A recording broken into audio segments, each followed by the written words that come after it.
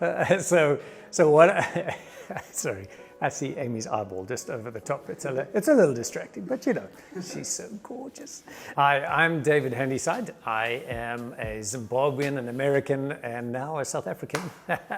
I'm a lover of Jesus, and it was several years ago, I just decided that what I was seeing in the Word and how Jesus walked out his life, how the disciples walked out their lives, I wasn't seeing played out in my life. And so I just decided, I said, Father, I want that.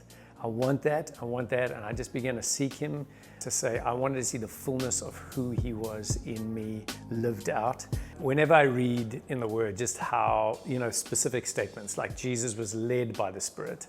He was led by the Spirit to the desert, and then 40 days, and then something dramatic and amazing happens there. Then it says he returns and he's full of the Spirit. Peter was filled with the Spirit and he began to speak. One of my amazing heroes is Philip. It's just in a massive revival, and then he's led by the Spirit. He's like told by the Spirit to go to this certain place, and he goes there and he encounters the Ethiopian eunuch. And what's amazing about that is today, you still see the effect of his obedience in Ethiopia. Then the next step is that he was then taken or translated by the Spirit to another random place. And there's something about this being led by the Spirit always seems to lead to something fairly dramatic.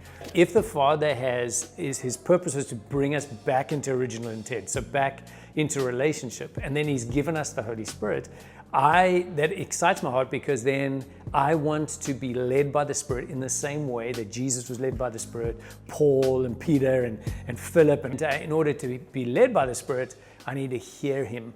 And that's what excites me about the relationship.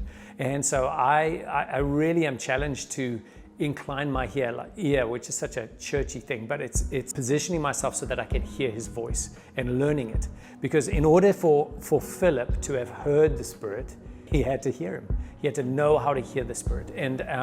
And it led to dramatically life-altering moments. If Jesus is that amazing, then I want to be led by him so that there is transformation in areas. So if he leads me down the road to speak to somebody, I want to hear his voice of what he's saying, because he loves that person so much.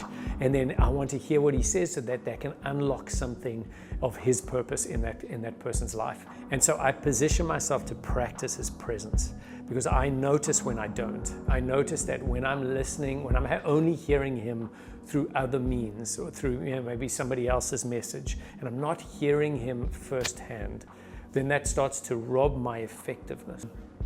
Just the fact that we're all ordinary in life sense. It's not like I'm super ordinary, but I can hear the King of Kings speaking to my heart. Am I being very intentional about nurturing or building my relationship with the Father so that I hear his voice clearly? Because his voice always leads you to walk out his purpose, which is exciting to see unfold. And so the motto of my life is I want to be Daddy's yes person. And in order to say yes, I need to hear his voice.